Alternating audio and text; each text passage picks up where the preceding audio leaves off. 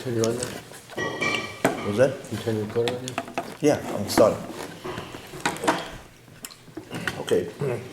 With this year, I'm going to complete actually the first parak of the Ramchal in Derech Hashem. It's not really completion, but it certainly goes into the last area, which is critical on who is God, and it's something. It's a level of understanding which, in many ways, is unknown.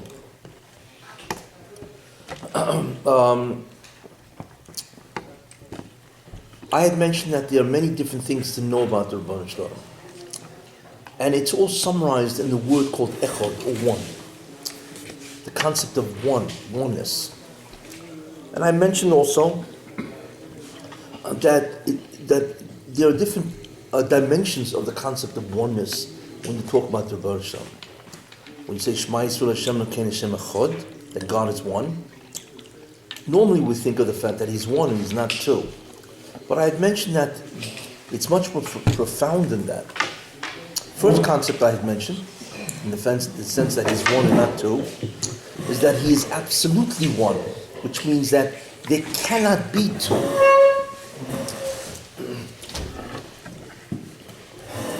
There cannot be two.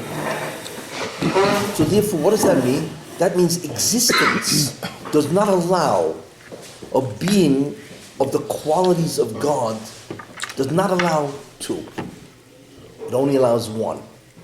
So God is absolutely one, not relatively one. Very important concept. You know, if you ever ask somebody, well, it's emotionally one, yeah, but it's not because he's lucky. You know, many people don't realize that. No, there cannot be two of that type of being. That's number one. First concept of echad. That's called absolute oneness. The second echad, that's called he's externally one. He's only one. The second echad is that he's poshut. He's simple. God is simple. What is simplicity? One. Complexity is multiple, more than one. So when we say God is simple, there are certain ideas that are meant by that. One is that He is indivisible. You can't cut Him into parts. Human being can be cut into billions of parts, cells and all that. With God, it's a simple being. There's only one thing, and He's indivisible. We can hear that what that means, but we don't understand what that means. The one is indivisible. There are no parts. There are no pieces that you can divide. You see. So that's the second concept of simplicity, which means that He is internally one. Pashtus, the Ramchal calls it. Poshet.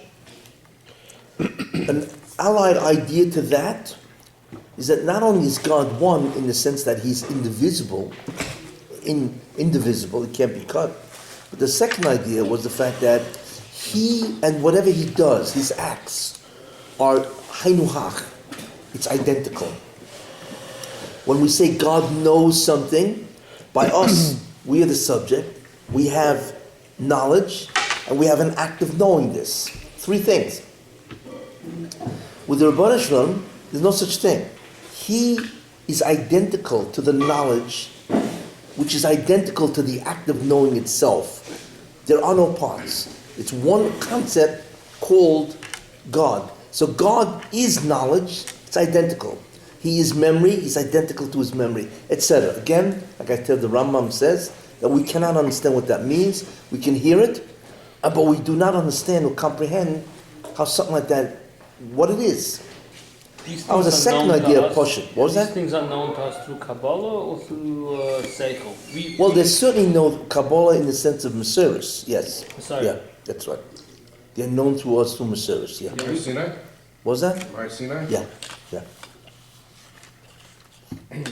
Very important idea. It's a whole different understanding. Because if you don't understand Then when I something, said- you couldn't have figured it out. What? You couldn't have figured this out if you No. don't even know what these things are. Well, the proof of that is there is no religions in the world that think this way. Think about that. Not that you're familiar with other religions, you know, but there are no religions that look at God this way. I mean, you take Christianity. Christianity argues, is he male or female? And they're holding it absurd. That's where they're at. You know? But the truth is that, which we'll see, is that the Rosh, like I said, he's indivisible and he's identical with his actions and the products of those actions. Same being. That's called Poshet. Then I mentioned, Ramchal says that Rak Zen Noidaboy, this is known about him, right? There's only one thing known about him, and that he is perfect. Perfection. There's no Chesson Klal. And I mentioned, perfection of what? When something is perfect, perfection is what's called an accident.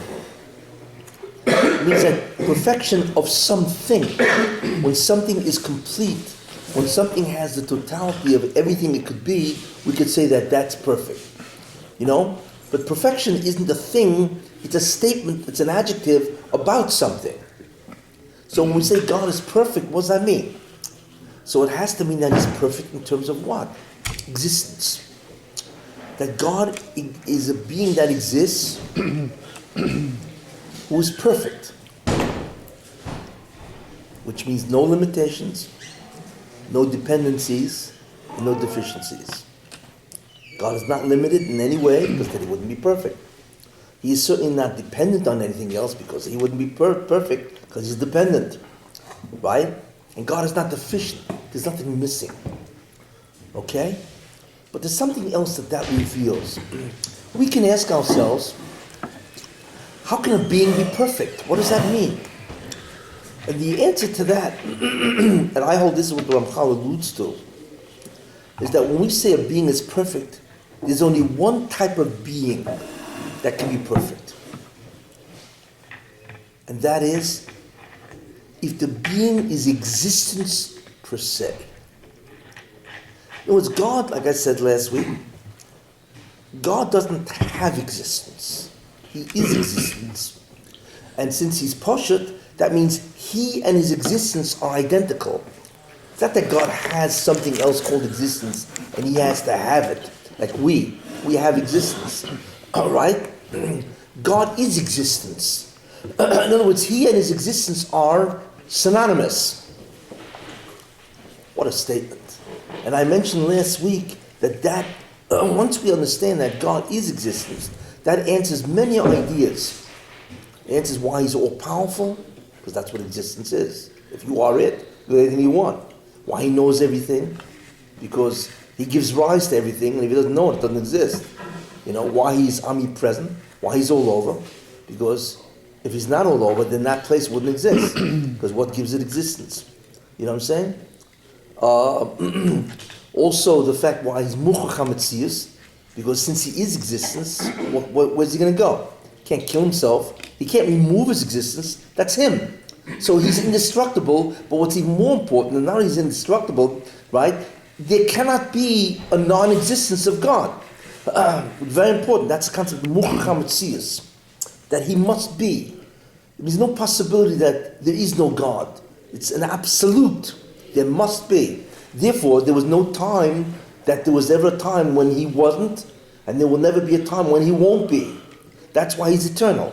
Always was, is, and will be. And it also answers why he's an absolute one. Because there's only one thing called existence.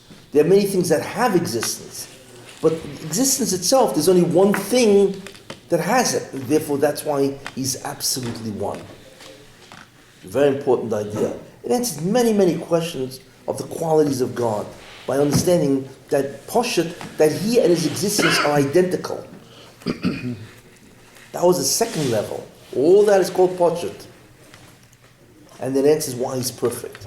Because whatever there is to be had, he's it. Because that existence is everything that can exist. So that was the second level, and this is only the second level of Echad. Then I mentioned the third level of Echad, that not only is God externally one, not only is he internally one, he is also the only one. Einod Milvadoi. Doesn't say Einod Kamoyu, there's nobody like God. It says Einod Milvadoi, besides God, There is nothing else.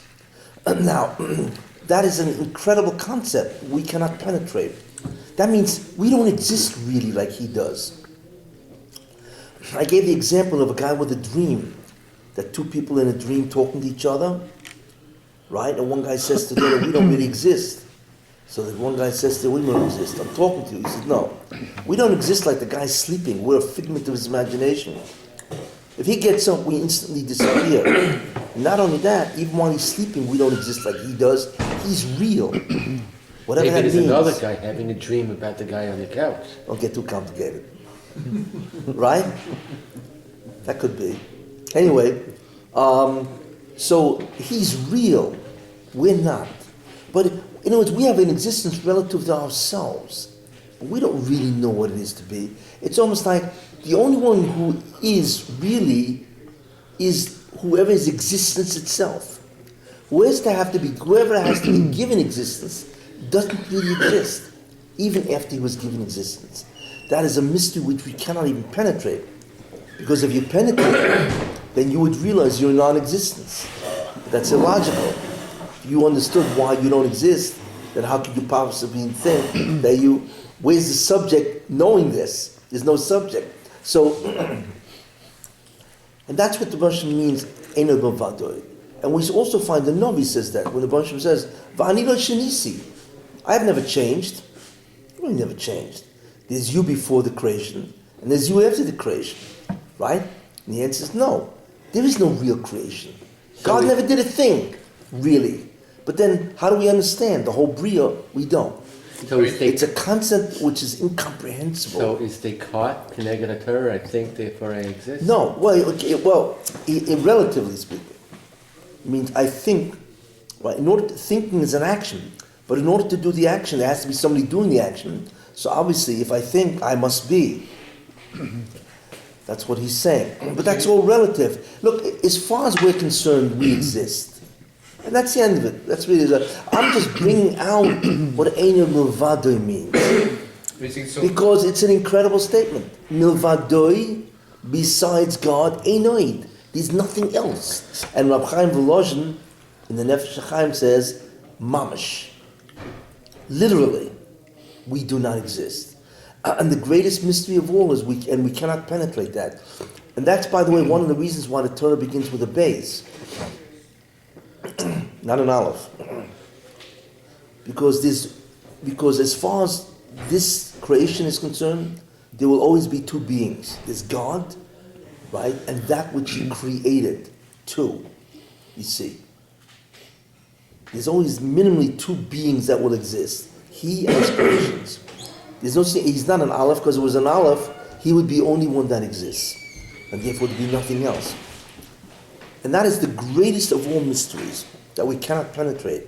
How can any being that does not exist, masig existence, God, or even talk to God? It doesn't make sense. But whatever it is, that's the absolute truth. Are you saying we don't exist because we're merely a configuration of the existence itself? Well, we don't exist like... You know, people get caught up with this. Look, we don't exist like God. Let me keep it simple. We don't exist like God. He is because He is existence itself. We don't exist at all like Him. But the real truth is we don't exist at all. Whatever that means, really, you know. How God does that, how can I even talk to God or think about myself? We don't understand that. It's a mystery which is impenetrable, period. That,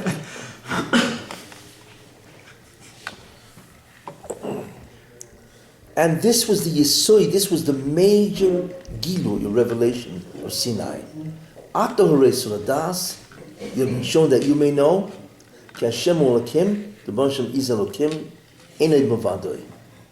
And that was the major revelation at Sinai.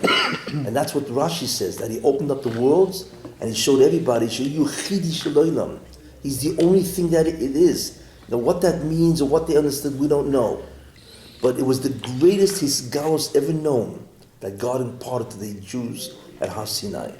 They actually understood how whatever a being that exists can understand. They understood that truth because God revealed it to them. Obviously, He had to because, such a truth needs to be displayed. You can't just say it and walk away. You need to show it. So they experienced that. So what God did, which He did on purpose, He made every Jew an eyewitness to the presence of God, which is what He wanted to do. At least 2.5 million people, each one became an independent eyewitness to the presence and the existence of God. And therefore, the tradition of Judaism is not one guy who was that some kind of dream or message, whatever, began to transmit his religion, which is true of every other religion. You're talking about minimally 2.5 million people. Each one was an independent witness that could start their own chain of historical validity.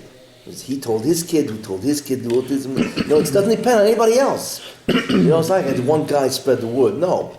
Each person who was there, he spread the word to his descendants. So each one of us, in a certain sense, is an independent line of eyewitness.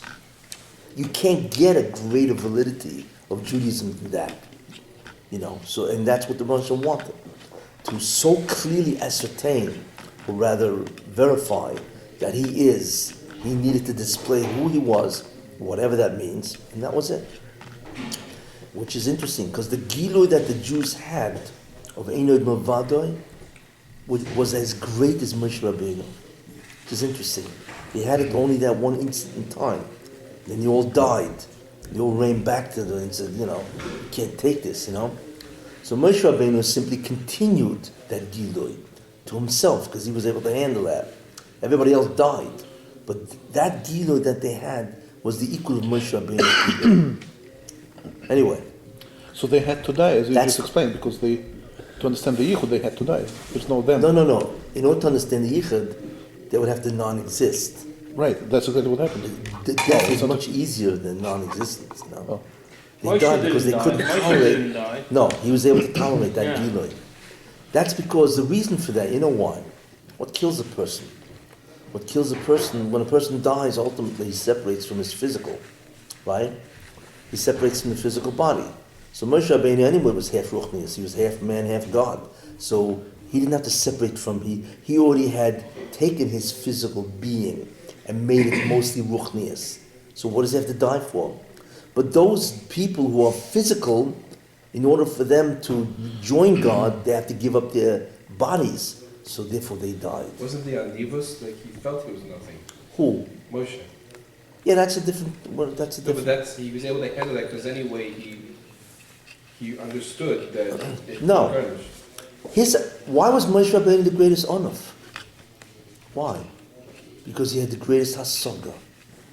That he's zero. He says that. V'nachnu mo. What are we? Zero. He was able to masik that. He experienced the inner mavada at whatever level, and therefore he said, "What are we?" His understanding of God apparently was greater than any of the others.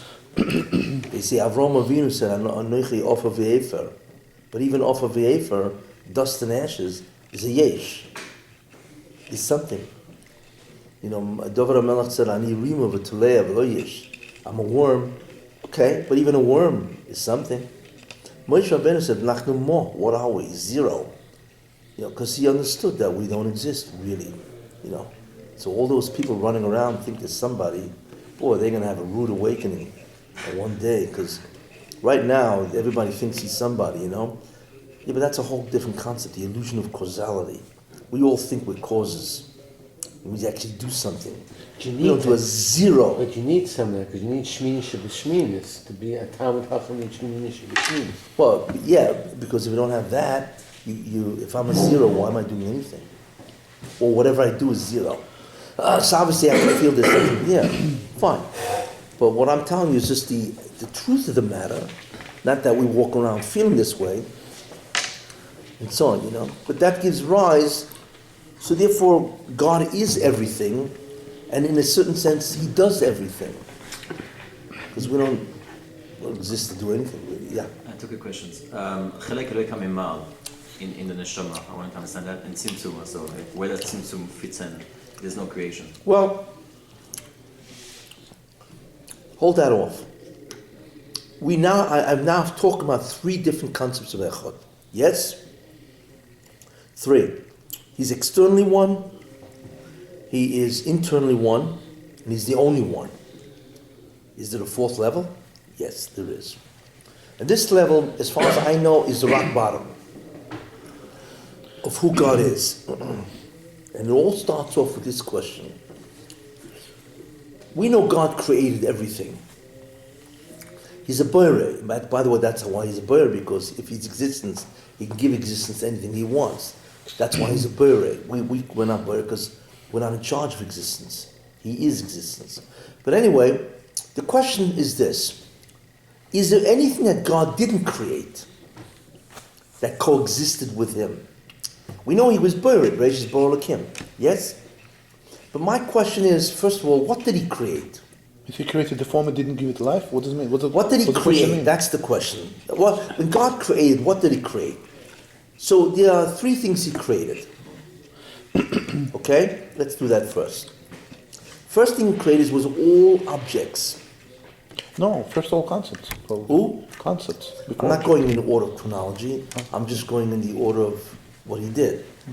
He created all things, all objects. Atoms, protons, neutrons, objects, stars, whatever has a yesh, he created. That's the first thing he created. Fine. I don't mean first chronologically, but that's one. Two, it's easy to understand. Number two, he created concepts. For instance, the concept of justice. Now, there's no such thing as justice. It's a concept. It's an idea. It's an idea that we try to accommodate ourselves to. Oneness. Or live. He created oneness. Well, we'll see in a minute. He created a concept. If God didn't create the concept, you couldn't think about it, because it doesn't exist.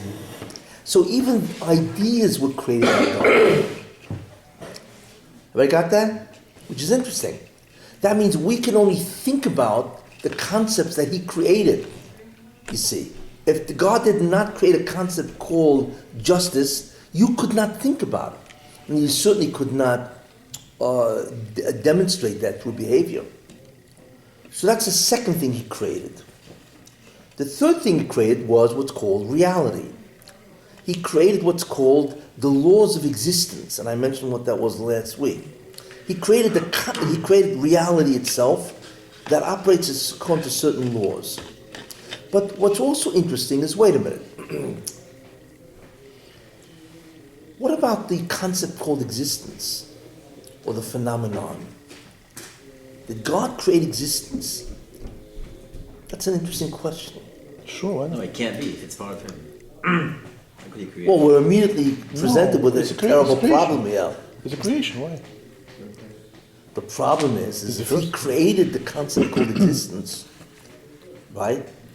He obviously existed before that. So then who in the world is he? We don't know. We don't, wait. As far as we're concerned, this most profound idea which pervades everything is this phenomenon or phenomena called existence.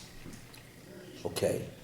Did God create existence itself, the phenomena, existence itself, or does existence coexist with him, that he is existence? No, That is created. the question. Of course he created.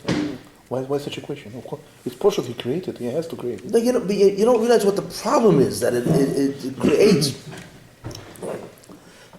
If existence itself is a created phenomenon, yes, then what's the alternative that he has? That means he's not existence itself. That's what it means. If he created it and he was before it, that means we have to now change number 2 or number 3 and remove that. That he is not existence per se, right?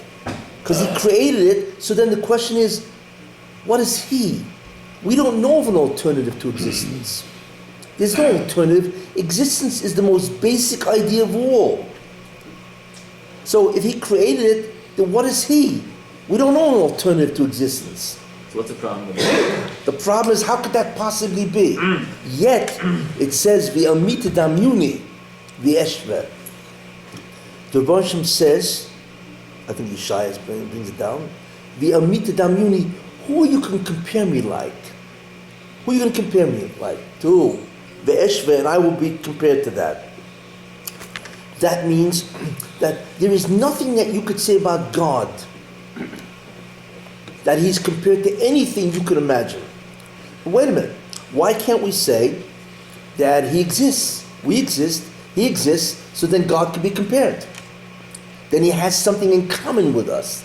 But that pasuk means that he doesn't have anything in common with us, even the phenomenon of existence. But that would mean that existence, whatever it is a created entity. But then if that's the case, we don't know of an alternative to existence, then what is God? And the answer is, it's unknown. This is the problem. People think that the reason why we don't know who God is because he's infinite. That's wrong. Because the Ramchal says God could have made us infinite also. But that's not why. The second reason why I don't know if people would think about that, but certainly the second reason why you do not know who God is because everything has existence, God is existence, we don't know what that is. Even Malachim don't know what that is. That's the second problem. But even that's not the reason why we don't know who God is. The problem is that God has no idea, there is no idea that you could talk about, that you could say he has, because everything is a created entity. Everything. So in the end, you can't even say God has existence or God is existence. No. But then the question is, well, then what do I say about God? And the answer is nothing. That's why David HaMelech says, V'loi, and to him, Demiya tehilo, silence is praise.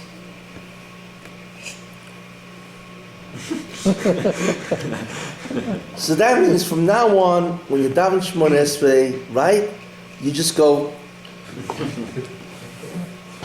So the shul really should. However, that brings more truth to the Baal Shem Tov story about the shepherd boy that came and just whistled. He just came in, and he didn't say, he said, Hashem, I don't know all things, no, that's I don't because know anything. He just started whistling, and the Hashem HaKadosh said that prayer was accepted, greater than the biggest Talmid Chacham. No, that has nothing to do with what I'm saying.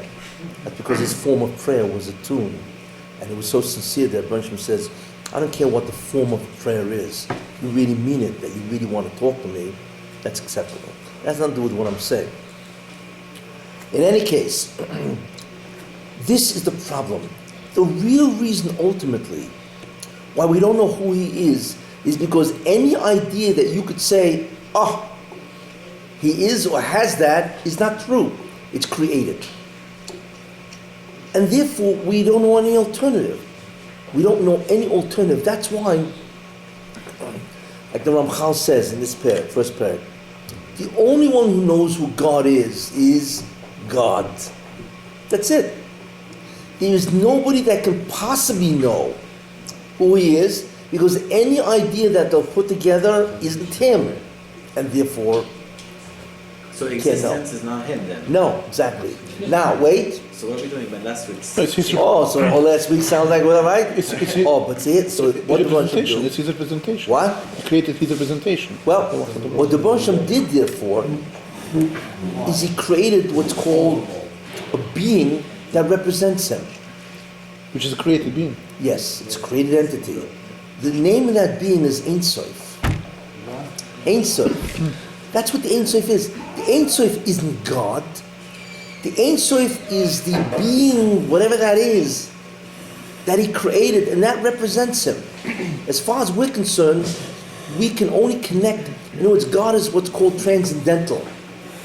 He transcends anything, and he's also immanent. That's the famous philosophical, So, what the Baal Shem did first, the first act he did, is he created what's called existence itself. The phenomena itself is created. And that's a being in itself. It's an Ein Sof. And that represents him. Or Ein Sof is existence. Yes, that's right. It's being itself. What Yeah. does it mean you saw the horizon of Kuchavir? Wait, that's later on. That's later on. So what did Hashem do? He created a bubble, so to speak, metaphorically. And in that bubble, which is outside of him, he created everything in that bubble, you see. So the first thing that the Hashem creates is Ein Sof, and that represents him. So Ein Sof is existence itself. It's perfect. And then from that perfect being begins to devolve everything else. Like I said, the problem with that perfect being is that it's Ein Vadoi. Existence, perfect existence, doesn't allow for the existence of anything else, because then it wouldn't be perfect, because it cannot invade your space. You know, it's limited. The existence of any other entity besides a perfect being would limit the perfect being, but then it's not perfect. So therefore, the concept of an Ein Vadoi is a concept that is a nivra itself, that applies to this perfect being called Ein Sof. But there is Muhabba, there's the Ein Sof and then there's God. Then what that being has to do with Ein Sof, it has to mitzamtzim itself, which means in some way it has to limit its presence, and thereby allow the concept of a zulosoi, an other, to exist. That Ein Sof is not perfect because it's a nivra. A nivra can't be perfect. It's existence. But there is God. God is not perfect. No concept God is of not perfect. perfection No. is also a created Because concept. perfection is a nivra. It's a created idea. But how could that You cannot apply any created idea to entity God. be perfect? What? Because what God did is He created a concept called perfection. And the only being that has that concept embedded is the Ein Sof. Yeah, but there's something else other than the Ein Sof. There's God. But God is not perfect. Perfection is a created idea. But God exists, right? We can't say that. Of course He exists. As far He exists, But it doesn't exist in terms of existence. It exists in some other but terms. it's not the same thing we're familiar with. Being that his existing is different, so it doesn't limit the Ein Sof. He exists in a different way, so it doesn't limit the It's Ein not Sof. that.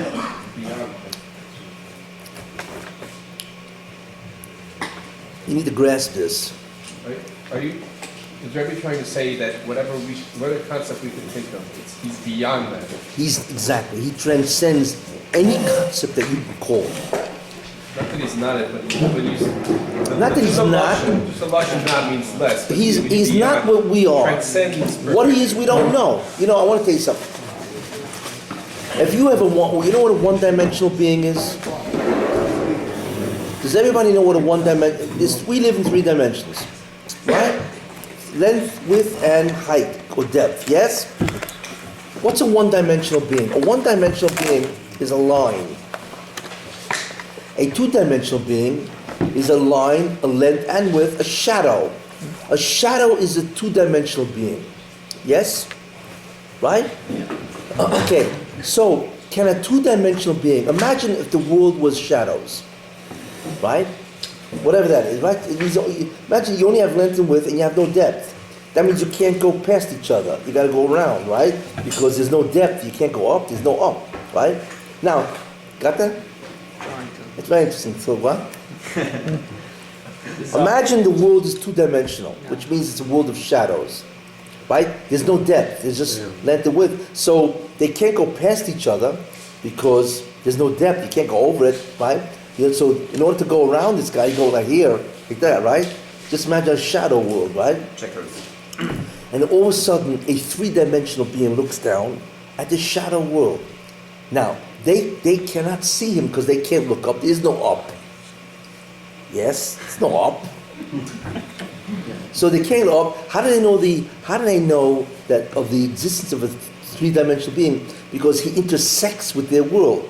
So they see this 2-dimensional object, you know, whatever the guy is, but they can't look up or down. There's no depth, right? So they have no idea what this being is. They just see some type of a presence that intersects their dimensions. You know what I'm saying? They can't masig a 3-dimensional being. Yet the 3-dimensional, I'm giving you an example. You know, you want to talk about realities, right? realities, right? So this three-dimensional being, imagine a shadow has a safe that he keeps his jewelry in.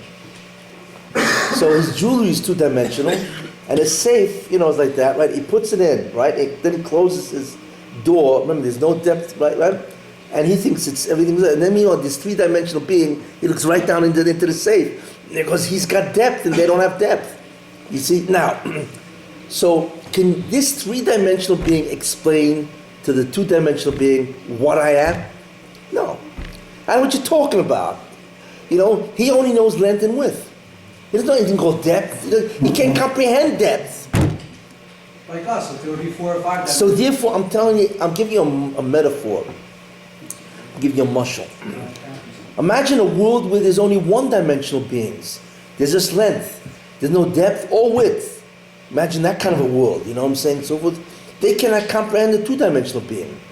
A two-dimensional being cannot comprehend a three-dimensional being, yet a three-dimensional being is who we are. We have no problem comprehending a three-dimensional being, because we're it. But shadows cannot comprehend us. Got that? So here comes the Kal V'chomer. Madoch. Now, can we comprehend a fourth or a fifth or a seventh or eighth dimensional beings? Of course not. We don't know how to expand, in what way, which way. There's only 3 ways you can extend. Where are they going? You know what I'm saying? Yet science, string theory, recognizes that there are at least 10 dimensions. We can't even comprehend how do they stretch. Where do they stretch into? We don't know. Yet physics recognizes the concept of 10 dimensions, or maybe 11. How does that sound? It's weird. Wild. Sounds real wild. Yet that is an officially recognized theory called string theory. Not getting into string theory. Science is okay. In fact, there's a whole mathematics for higher dimensions. You know what I'm saying? There's a whole mathematics for this, which I'm sure you can testify. Yes, Not just mathematics, physics. So physics, right? not just mathematics, physics. Yeah, no, I'm just saying that, and therefore physics and so on. So therefore, if we can't even understand, if a two-dimensional being cannot even understand a three-dimensional being, right? How do we understand a being that's dimensionless? It created dimension. He created dimensions. He doesn't exist in dimensions. So, what does that mean? Forget about that God doesn't exist like us. We don't even know, even if God had existence, we have no comprehension what that is. Look, God does not, I told you, God does not exist in time. I don't know what that means. Doesn't exist in space. I don't know what that means either. So he doesn't extend in any which way. You know what I'm saying? God is not matter. He's not energy. What are we talking about here? You see? So all I'm doing is now carrying these incomprehensible concepts one step further. That not only is it that no time and no space, and there's no matter, etc., etc. Okay? Why is God eternal? Not because he exists in time and he lives forever. He's timeless. There's no time for him. So with him, there's no past, present, or future. But we don't know what that means. What do you mean, no time? I don't know what that means. I know by me, as far as I'm concerned, there was a past, there's a present now, and there will be a future, we hope. Right? So, but he's not this. So I'm just showing you that we don't even understand what he is mitzad what's called the constants that we live in. I don't know what that is, and so on. You know, but I'm now adding in a further difficulty is that not only doesn't God share the qualities of our existence, and so on. He's not in our existence at all. He doesn't have existence. But the problem is we don't know an alternative.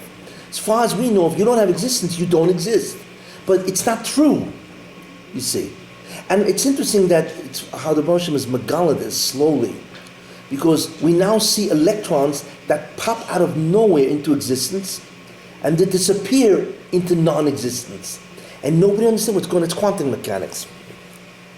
And where subatomic particles, all of a sudden, there's nothing there, and there they are.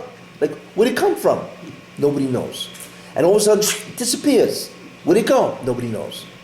Even the physical universe is now coming up against objects that seemingly don't exist. Yet, how can they pop into existence?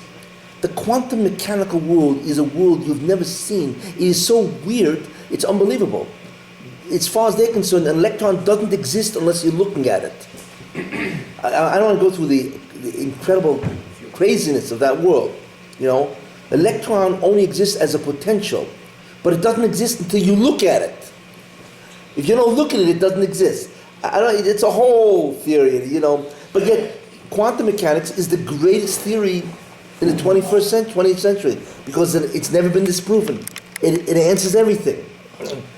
So physicists are now they're banging their head against what's called the laws of reality. This is not reality. At a subatomic level, there's no reality here. Okay, so therefore, the motion is the same thing. Do not think that any word you can apply to anything applies to God. It doesn't. So what the Rosham did is he created a bubble. In that bubble, he creates everything. The objects, the concepts, the whole concept of existence, reality, the laws of reality, it's all, so to speak, in that bubble. He is outside the bubble, which means it's impossible to go beyond the bubble. You know what it's like? It's like, imagine a guy who's blind, and they found a cure. He has to wear certain type of eyeglasses, but the eyeglasses are red. And there's no other way to make those eyeglasses. So every time he puts on the eyeglasses, he sees, but it's a red reality. Everything looks red. He says, I'm tired of this business, you know? So he takes it off, but then he can't see. It's the same thing. The only way we could see or talk about God or anything is in the reality he created the bubble. And God created the billions and billions of different things, ideas, and so on in that bubble. You cannot ask anything about outside the bubble. You see. Now, from that we can begin to understand certain very important ideas. Wait. Ein Sof is that pocket, or Which? the Ein Sof is that pocket? Is in the bubble. In the bubble? Yes. It's not the bubble? No, it is in the bubble. In the bubble means it's created. So what's the bubble? I don't care if the bubble is Ein Sof or in the bubble. In the end, it's a Nivra. That's the main thing that concerns us, right? The being called God, whatever that means, is outside the bubble. Therefore, God is incomprehensible, because any idea that you have is a bubble idea. Now, this tells us a very interesting thing. So what did Hashem do? What is Hashem capable of doing? Now, you want to talk about power. Listen to the power of God. The Hashem can, and maybe he did, we do not know. He could have created an infinite variety, an infinite amount of bubbles, each one having a total creation in it, never duplicating any other bubble. Imagine, there's 1,000 different creations. Each one is its own bubble, yet any individual bubble doesn't in any way duplicate any concept or idea or anything in another bubble. That means there's 1,000 different creations, none of them which duplicated at all. That's incredible. You know, like how does God do it? You know, where does he get the ideas from? You know, if you think about it, take a painter. What is a painter? A painter doesn't create something that's non-existent. He creates something that exists, except he represents it on a canvas. But whatever's on the canvas exists. He's experienced it or whatever, you know. Or a musician. Musician has notes, you know, so music is nothing more than different combinations of sequences of notes or frequencies. That's really what it is, right? That's all it is. But if a guy never heard music in his life, he can't make a composition of music. He doesn't know what it is. The question is, how does God make a Brio without any experiencing at all of anything that he made? Not only that, as far as we know, maybe he created the infinite variety of Brios. We'll never know. How can you create a second one if there's no second, there's no two? You understand, whatever the word is. So let me ask this quick, is there anything Now. in the bubble at all, anything in the bubble at all that is in God's image, the way a parent would pass something on to children? Or Yes. is it purely a No, you brand need, new no, you need, treatment? wait, you need to wait. This is the baseline. The first thing the Hashem did, okay? So the question is, there's God, and that's it. Now, what's the first thing he did? And even that is a bubble idea, but whatever, right? What's the first thing they do? The first thing Hashem does is he creates a Brio. That's number one, okay? We don't know why. It's beyond us. We have no idea what the motive is and so on. But what's interesting is that he creates a document. That document contains everything in that bubble, but not everything God did. What's the name of that document? Who? Torah. That's what Torah really is. What Torah is, it's a document that contains in it, in many, many different ways, Grammatias, Nurikans, and there's Atbash and Avgad, and all the different ways of revealing information. He creates a document, so to speak, okay, that is the totality of the entire bubble. What's the information recorded? What is interesting, what? Why is the information recorded? I mean, what? Well, forget about how. Forget about how for a minute, right? There's a document. That's what it means by Istaku B'Yoraisu Bora Almo. The first thing the Hashem created was a document, whatever that means. There's a ruchnistic aspect to that document. We know it as a scroll, but Torah is much more than a scroll, whatever. However the concepts exist. There is some type of container document that contains or records everything in the bubble. Everything. It's a totality of this reality. Right? However, the Torah doesn't tell us everything God did. The Torah itself is a nivra. The Torah is a document that reflects the Brio, right? Everything in the Brio. But the Torah itself is a nivra, is created entity. In other words, the Torah is a simultaneous creation with everything else. But maybe God did many other things that are not in the Torah, because the Torah doesn't describe the total acts of God. It just describes this bubble. I want to show you that the Torah itself has a limit. In other words, there could be many Torahs, so to speak, yet the Torah is only a description of this reality, not of all the things God did. You see, that's the first very important idea. But Torah, as far as we know, is everything. It is everything that we ever want to know, and so on. It talks about what reality is, what the reality is, all the ideas, the objects, what the reality is, the concept of existence, the spheres, all that, Kabbalah, you name it. It's all in that bubble. And the Torah has all of it in it as a document. Okay? So as far as we know, that's the reality we deal with, and that is the reality we will go on forever knowing. Odom Muhabba is the experiencing of the total reality in bits and pieces. Whether it is in time or not, there is an eternity. It takes an eternity, which means endless, to experience the bubble. That's what the bubble has, okay? Outside the bubble is unknown to us and actually irrelevant to us, and so on, you know. But do not think that God is limited by His Torah. God is larger than His Torah. He's greater. Remember, because I'm trying to show you the Geder here, and so on, you know. Now, as far as I'm concerned, which is very interesting, the first thing that the Hashem created, which is interesting, I had mentioned this 2 weeks ago, 3 weeks ago. Yes. The first thing that God created is the underlying concept of the entire bubble. There is one word that underlies the fundamental structure of the entire bubble. What? Toiv. The concept called toiv. Now, we don't know what toiv is. We know it when we have an idea. Toiv means, well, it's pleasant, it's good, it's great, etc.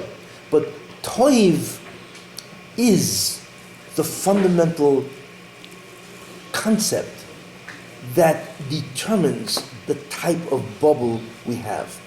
That's why when it says, the remiss to that when it says, the Roshim says,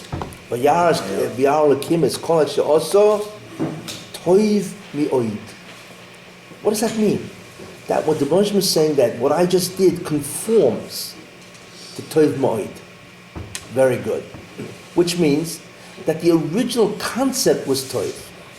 Because this is just an affirmation that whatever I did conforms to that. When it conforms to that. So that has to mean that this was the beginning concept. That's why when the Ramchal starts to talk about the whole purpose of the Brio, he calls it Hatova Schlemmer. Hatova Schlemmer. Whatever Tov is. So the first thing that the Moshe creates is Tov. Now, the greatest Tov that we know, right? So Tov is the beginning. What's the second thing God creates? Torah. Well, okay, let's say it's Torah. What's the greatest creation of this reality? The reality of Torah. Existence itself, yes. Existence conforms to the word Tov, and I'm sure it is.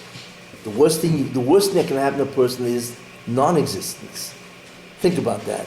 The greatest thing God ever did to you was He gave you existence. The worst thing He could do for you is to take it away. We say that There's nothing that equals in terms of Ra to be non-existence. Doesn't You say know? that the Tov, it's better for a person to have in existence than they had a whole lot focus about it, better for... No, that's different. That's machlokes should we have been born or not. Therefore, existence itself is the greatest Tov of all, and therefore the fabric of the universe is Tov, or existence. Tov out of the bubble? What? Tov out of the bubble? No, it's in the bubble. It's the beginning of the bubble. That concept of Tov, which translates itself into being or existence, is the beginning of the bubble. And then everything just follows. Therefore, if that's the case, we arrive at a very important idea. If Tov is the first concept, one, and by the way, it says Tov Ma'od, yes? Ma'od is the oasis of Odom. Yes. We think an Odom is us. But the Ramchal says a murdig zach. If you ask yourself, what is the plan of the Brio?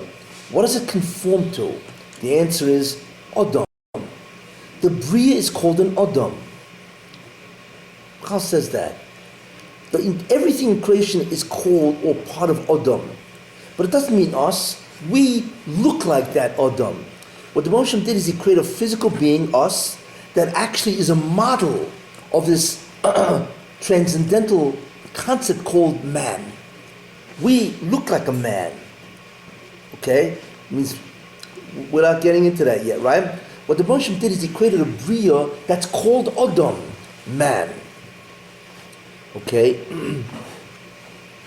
What determines the concept of man is the concept of Tov. So Tov gives rise to existence, and existence in a certain sense is called man. We ultimately look like that man physically, we resemble that. Okay? Which is interesting. So if that's the concept, what arises is a very interesting idea. If the greatest Tov of all is existence, yes? If the Russian would say to you, what can I give you that you would like? What would you say? Yeah, a lot of people would say, well, give me a beer. Or some other pleasure or whatever. But the truth is, I won't go there yet. But the truth is, what you would say is, I want to exist forever. Because that's the greatest thing you can do for me. Forget about the quality of existence, right? The most important thing is to be forever. Being is the greatest gift. So if that's the case, we can now understand, which I had mentioned, what happens in Odom Harbaugh? Let's connect it. What happens in Odom Harbaugh? Now, it's a world, it's a dimension, we don't know what it is, and so on and so forth, But in a certain sense, we can know what it is. Everything in the universe has degree or quantity. Everything in the universe has what's called quantity or degree. There's always a certain amount of something. I don't care what it is. There's only one thing that does not have quantity. It has no quantity. It has no degree. What is it? The concept called existence. It has no quantity. Being, you either be or you ain't, as they say. There's no middle. You can't exist more. You can't exist less. To exist less means you don't exist. You see, to exist more simply means to be. Existence itself has no degree. It has no quantity. Okay?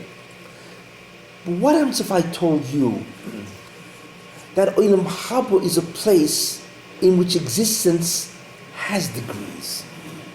Be interesting. No, we don't know what that means. What do you mean to exist more? You either exist or you don't exist, right? But what happens if I told you that there was a dimension that you actually exist more? Whatever that means. And therefore, what? You can understand that there's a person that's healthy, a person that's sick. In a certain sense, yes. You know, like well-being, right? Well-being. Sometimes you feel phenomenal, you know? So it's not that you exist more, somehow reality is more, and so on. But it's not literally a more existence. It's just also the quality of existence is incredible. Quality, yeah. You can experience that with degrees But of what? You can experience that with degrees of consciousness. A person who is fully, he had a great sleep and he was well rested and he has a feeling well-being. The person who had a bad night and he's all tired and he's out of sorts, you know, he's sort of spaced out and he doesn't really feel he's living. Okay, you can look at it that way. You can look at it that way, you know, how alert is he? You know? But in any case, there's a very interesting Chazal. Chazal say the following. Kolma, everything that the prophets prophesied was about Yemois HaMashiach, about the Messianic era. But Masha Tzofin Tzadikim, what is concealed for the righteous, Ayin Lo Yiraso, the eye has never beheld. Okay? That means nobody knows what goes on in Odom Harbaugh. Nobody. That world dimension has never been revealed. Has never been revealed. But the question is, even if it's never been revealed, which means nobody has ever experienced it, the question is, can it be understood? Which is interesting. It doesn't say moyach lo maven, the mind cannot comprehend. It says ayin lo yiraso, the eye has never beheld. What's the difference?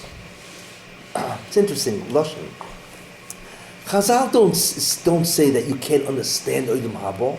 They said we've never seen it, which means that I can understand it, but I've never seen it. I've never experienced it. You know what I'm saying? I know what it is. I've never seen it in the sense that to experience it. You see? But maybe I could understand it. Therefore, if we now understand that the ultimate toiv of the Brio is being, greatest toiv of all, then Odom Harbaugh, which is Hatova Schlemmer, would be a place that you could actually exist more, which we don't understand, but it sounds incredible. That means, and it's not only you exist more, there's an infinite levels of existence more and more. Every day, so to speak, in Odom Harbaugh, the next day you wake up, you exist more. And the next day you exist more, which has to be some incredibly sublime experience, you see. So it would make sense, it would all fit. There's something I don't understand about existence. Existence is the biggest toy, but me, myself, just the fact that I exist doesn't make me doesn't give me the biggest feeling possible in the world. Yes, correct. So how is Odom Harbaugh different in that sense? Well, whatever stops you from enjoying your existence, right? Part of the problem is this. Even though we exist, at least in relative to ourselves, correct? We struggle for existence all the time. because we are mortal, we're always anxious. Every second of the day, even though you're not aware of it, every existent being is always deathly afraid of his non-existence, from microsecond to microsecond. Even though we don't think about it consciously, but in the back of the unconscious mind, the greatest fear that anybody has is his non-existence. Not that? That's why the greatest psychological drive of all, and it is the determinant of all psychological problems, is called self-preservation. The greatest fear we have is our non-existence.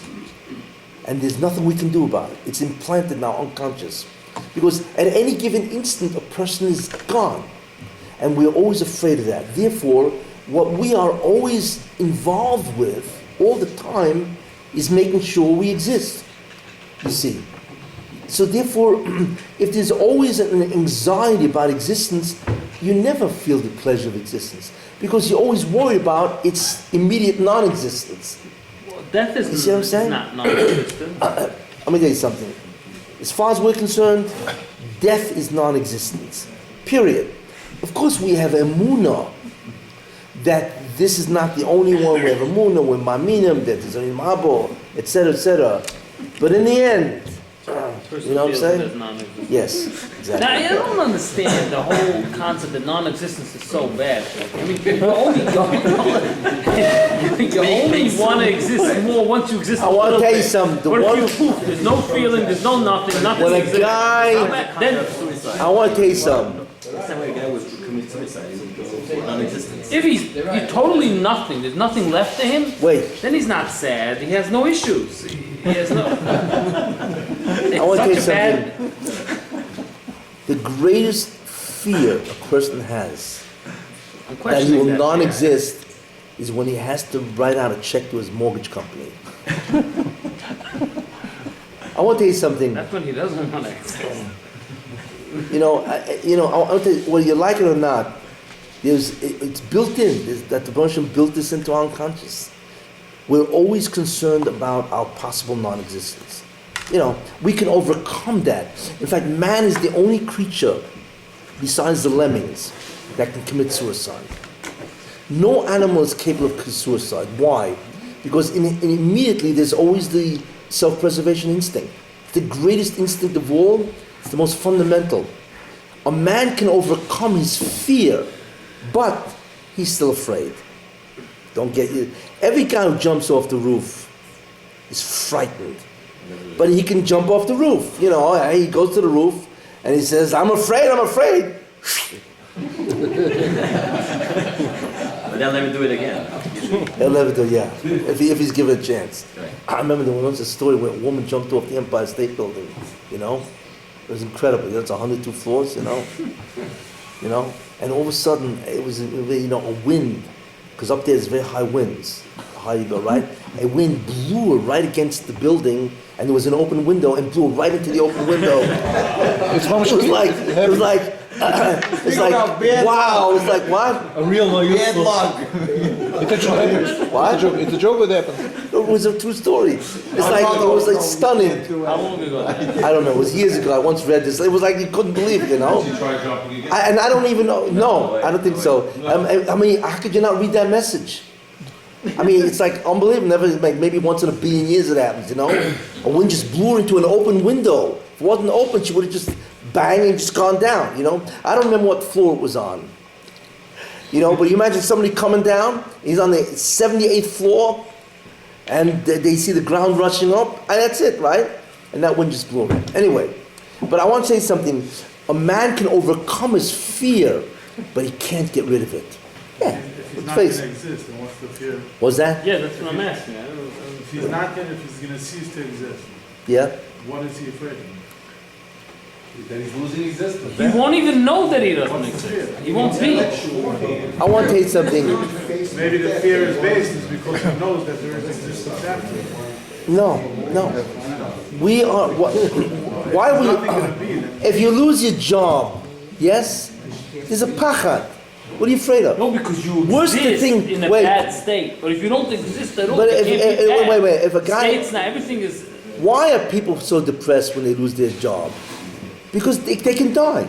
I mean, today you can't do that because you have welfare and all that kind of stuff. But, you know, if you lived 400 years ago, you know what I'm saying? You were finished, you know? And that's anyway. So what's a guy going to say? Well, what's wrong with non-existence? I mean, he's not going to say that. You can't, it's inborn. The Moshe made it inborn. It's genetic. You cannot erase that fear. You can contend with it, yeah, but you cannot erase it. Or else everybody would commit suicide. I want to tell you something. If everybody had a button on him that it said, you know, when things get too tough, press me. It'll be interesting to declare. And let's assume there would be no pain. No pain. You know, it's like, you know, instantly you evaporate, right? I wonder how many guys would press the button. It would be a very interesting experiment to see how many guys. I think in any given day, millions of people would just And you know? just instinctively? What was that? Who? Lemons are instinctive, yeah. They don't know what they're doing. They don't know what they're doing, no. No, they don't know what they're doing. They just run to the But sea. the point should put them into the world, that there is a mostly that you can do that. They're the only, as far as I know, the only animals in existence that can commit suicide. An animal cannot commit suicide because it can't overcome its fear. But anyway, Why would an animal want to commit suicide? Only people get depressed because they want more and more. Animals doesn't but animals like that. fear. Animals fear when He they has smell another, lion. yeah, they go he has crazy. another Anyway, suicidal an Arab. an Arab? Because here's the vote. How do I suicide bombers? How do they do it? And the answer is because, you know who's waiting for them, right? Because they are so convinced that there's another reality, you know? And in that reality, it's going to be just beyond belief. And all the women, whatever these guys got, conjure with such, you know? It's, you know, a lot of jokes about this, but I don't really get into that, you know. But so that if you're convinced that there's another reality immediately after this, and that reality is just beyond belief, like I say, it's possible to contend. But when the guy is about to pull a rope and blow himself to bits, there has to be an immediately surge of fear. There has to be, except he can overcome it. That's it, you know. But you know what I'm saying? When you face death, in fact, that's the major kapara. When you face death, when death is imminent, you know, you immediately fear. There's no way to stop it. You know, that's it. You can overcome it. You know, and one of the ways is by believing there's an afterlife, right? And that you will be getting an incredible afterlife, which is what they have to tell them. Yeah, Allah and all the, you know. That's what they believe. That's why they can do it. But what I'm saying is, therefore, if we see this, we now understand that the Boshim is beyond the bubble. No idea that you can applies to him. However, Torah is the first thing created, and the essence of Torah is Toiv, and that gives rise to everything beyond that. Now, I do want to say this. Now, the problem then is, okay, how do we relate to a being that's beyond the bubble? Right. How do you relate to that? So what the Boshim did the following. He created a representation that you relate to. And as far as you're concerned, that's him. Forget about how he connects to that representation. That's not for us. What is the representation called? And it's not even that. We relate to God. We experience God. I mean, Ruach HaKodesh, Nevuah, whatever you want to call, as far as we're concerned, that's God. What is that called? In other words, that representation, and it's not him per se, but as far as we're concerned, that's him. Right? What's that called? That is called the Shekhinah. From the word shochan, to dwell. What the Boshim did is, you have to connect to something, you know. So what he did is he created within the bubble a representation that, as far as we're concerned, can do everything it wants. So that's the Shekhinah. So is the Shekhinah God? No. However, as far as we're concerned, that's God. That's it. You know, and therefore, but not only is the Shekhinah God, as far as we're concerned, the Shekhinah has everything you'd ever want a being to have. It has everything. It can give you existence The because... Ein Sof is not the Shekhinah? No, well, theoretically the Ein Sof is not the Shekhinah because it's not Shochan. It cannot dwell amongst us because it's Ein Od Milvadoi. The concept of Ein Od Milvadoi applies to the Ein Sof because it's perfect. It's existence per se. But what it does is it mitzamtzem itself. It creates what's called an absence of itself, and that allows the potential of zulosoi, other. In that other, right, there's a Shekhinah that's created, whatever, it evolves from the Ein Sof, whatever, and so on and so forth. But ultimately speaking, there's an other created, and then within that other, there's an entire series of events, which is all part of Kabbalah, that creates, it's a ishtalshlus, it's a whole different level of evolution. First you create the spheres, you have the Rishima and the spheres and so on and so forth. And those spheres, which is, as far as we're concerned, Elokus, that is divinity, the spheres, they then create the neshama, whatever, and then they create all the universes and so on. Where's the Shekhinah coming? On what level? Theoretically, the Shekhinah, the one that we experience, is the lowest, is called Malchus. From the spheres? From the spheres, yes. But the Shekhinah really can be experienced, but the Shekhinah is even the highest sphere, is also Shekhinah, but we don't experience them now.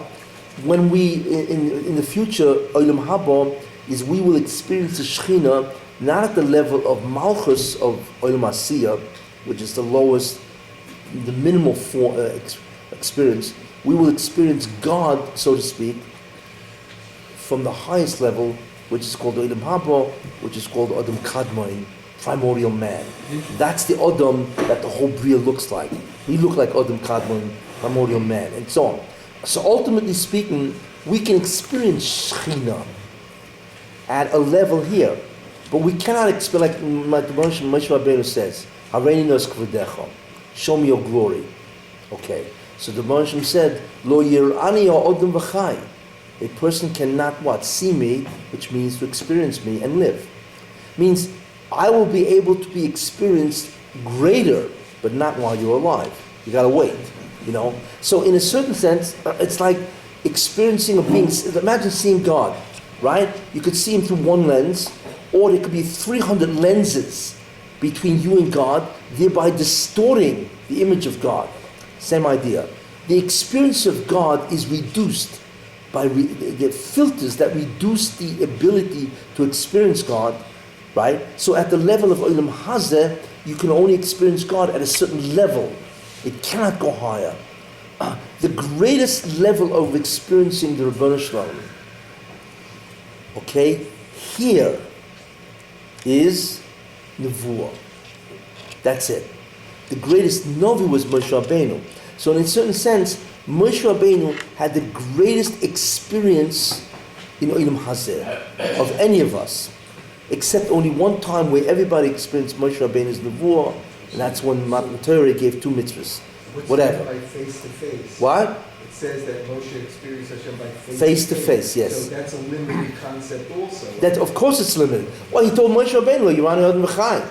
There it is. That says the limitation. Right? I mean, he told Moshe you can't do it. So clearly, face to face is a billion miles away from Lo Yerani V'chai. You see that automatically. So what I'm saying is that we experience God in terms of Shekhinah, but the Shekhinah has a filter to it. So right now, the max that you can experience of this is what's called the Shekhinah of Moshe Rabbeinu, Ponim al Ponim. That's it. That's the max. Okay?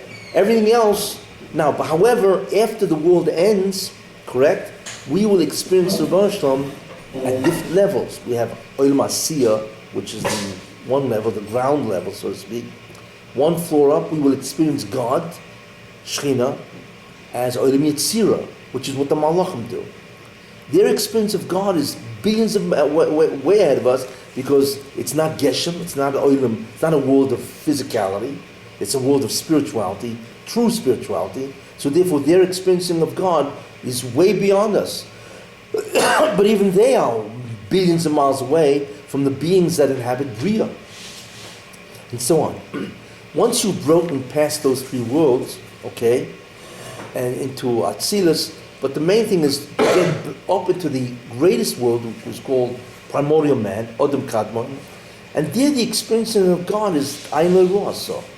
But what I'm trying to say simply is that we do experience God, but the Shekhinah is not God in whoever He is, because that's a transcendental being, and so on and so forth. But as far as we're concerned, it doesn't make a difference. We experience the Rebbeinu, Shekhinah, and that's the greatest experience of all, because the experiencing of the Shekhinah in its totality is variations of existence itself. In fact, that's what Dvekus is. When you're Dovik, what are you Dovik in? What exactly occurs in the Olam Haba? Dvekus. Yes? Dvekus. Uboy Sidbak. Right? Dvekus. Dvekus to who? To God. What God? The Roshim, the Shekhinah. What Shekhinah? The Ein Sof. And if the Ein Sof is pure existence, that's how you experience greater levels of existence. Because you are dovek to a being that is existence itself, which is perfect, you see. And therefore we don't know what that is, but the greatest pleasure of all is existence, you see. Shekhinah is the Ein Sof? No, you said The Ein Sof is the Shekhinah at the highest level. And then we experience it filtered through all the spheres. It's all filled, yeah, but we will never experience Ein Sof as Ein Sof. Because even that you can't, because that's Ein Milvadoi. So we'll get right up to it. So we'll get it. Well, so what's interesting is that the experiencing of Ein Sof, as Ein Sof is in Odom Kadmon, that world is eternal, which is incredible. That means you can experience God eternally and grow, like it says that tzaddikim have no menucha in Olam Haba. What does that mean? They have no menucha? Well, you thought it was when you get there you have menucha. No, menucha means that there's no concept of stationary.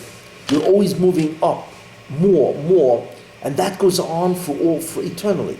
So Odom Kadmon is a world, so to speak, where you experience Ein Sof insofar as Odom Kadmon, not Ein Sof, but you're getting closer and closer and closer. But that climb in Odom Kadmon, primordial man, which is Odom Haba, it's really what it is eternal. That itself is an eternal climb, which is astounding to us, right? So we do connect with God. However, we only connect with God insofar as He will allow us to experience Him, you see. So our experience will alter. I want to tell you something. You forget about Odom Kadmon. When the Mashiach comes, which is here, in Odom Hazeh, it's a dimension of Odom Hazeh, right? When the Mashiach comes, we will experience God in a way we cannot even comprehend. We cannot even comprehend an era in the physical world. We don't know what that means. Yet that is infinitely less than what is experienced in Olam Haba, Odom Kadmon. Do you believe this? So we don't even have to wait for the good times to start, as they say. The good times to start immediately will mean when the Mashiach ben David arrives. Actually, even begins by Ben Yosef. But certainly when Ben David arrives, okay, we will begin to experience that, and so on. In other words, the whole, what is Mola Oretz Deya? You know, what does it mean? Ki Mola Oretz Deya, the world will be filled with the knowledge of God, right? As the waters covers the seabed. Right? And so on. What does that mean? What it means is that that's what you'll experience. You will experience the Shekhinah and the knowledge that it says that the world will be filled with the knowledge of God means that the conduit to that information is the experiencing of the Shekhinah in Yemei Mashiach. So, and we're very near that. We're very near to the Yemei Mashiach. And so on and so forth. It's almost frightening how close we are. But the main idea is that once Mashiach comes, you experience God in a way which leaves everything else in the dust. And this is messianic. This is physical universe. What will be after the physical universe in the beginning of 6,000, which is the English year 2240, we cannot even comprehend. And that itself takes 3,000 years until you get up to the 10,000th year, which is Odom Haba, and then Ayin Lo Ru'asa, and it goes on forever, you see. So this is really what it's all about. But all of this, as you see, has been derived from what? From the study of the fourth dimension of God, which is that the Amiti Dam Yuni. Who are you going to compare me to? The Eshver. There is no commonality between you and me. Once we understand that, then we understand what God has created in terms of representation. Echad, Yochad, and Miyuchad, the three Echads. So even Eino Movado is a Nivra. That's the incredible concept of all this. What I've given is very abstract, but I think in a certain sense it's very comprehensive, because it really gives you a handle, totally, at least an outline of what's really happening in Psalm. And this really is what we look forward to. Remember, there's only one thing that has any meaning. Everything else is irrelevant. That is to be, existence. It's the greatest gift of all. That is toiv. Non-existence is the greatest evil in that sense, right? And toiv, which is existence itself, we can only experience because we are dovok to the Ein Sof in that sense, to the Shekhinah, whose essence is existence itself. And that will vary degree after degree, eternally in Olam Haba. So, the three words that describes the ultimate experience of man is eternal, is infinite bliss eternally. That's it. That's Odom Haba. Infinite bliss, which is existence itself, eternally, forever. That's what the Russian wants us to have. And so on. And this is what we'll experience. And so on. But remember one thing. The only one who knows who God is himself. The only one who can know who he is himself. That shouldn't stop us at all. When you pray to the Baruch Hashem, guess what? You're really praying to the Baruch Hashem. Whether you can see him or not, let me ask something. There's a king, right? And you got to email the king, right? Are you communicating with God? Yes. Are you seeing the guy? No. Visual experience isn't necessary. You know what I'm saying? When you pray, you are talking to God, wherever he is. That's why it says, I am a kohen. So where is he? Where's his place? Unknown. But whether you see God or whether you experience him, that's a different story. In the sense of who he really is. But do not think because we relate to the Shekhinah that, where's God? No. You're talking to him however he knows and hears and all that stuff. So I don't want you to walk away and say, well, who am I really praying to? No. You are talking to God. However, the experiencing of the Baruch Hashem is through the medium called the Shekhinah itself, which itself is beyond comprehension. That's really where it stands. But in terms of what God could have done, we don't know. It could be an infinite variety of universes that he could have created, and they all have their Moshe Rabbeinus and they have whatever. We have no idea. God is not limited by one Brio, not by one shop. Okay, I hope you all got that. What?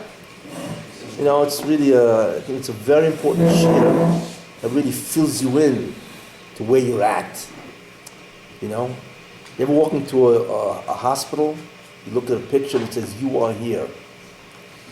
Where are you? For the emergencies, This year is all about, you are here. So, this is the last year for now. God willing, I'll be back at the end of February, which means March, April, May, part of June. And if there's a request, I will continue the show. Okay? But the Shabbos is going to be late, no? Was that? Yes. The problem then, obviously, is Mitzvah is late. So I don't know. That's a quandary. I don't know how to solve it.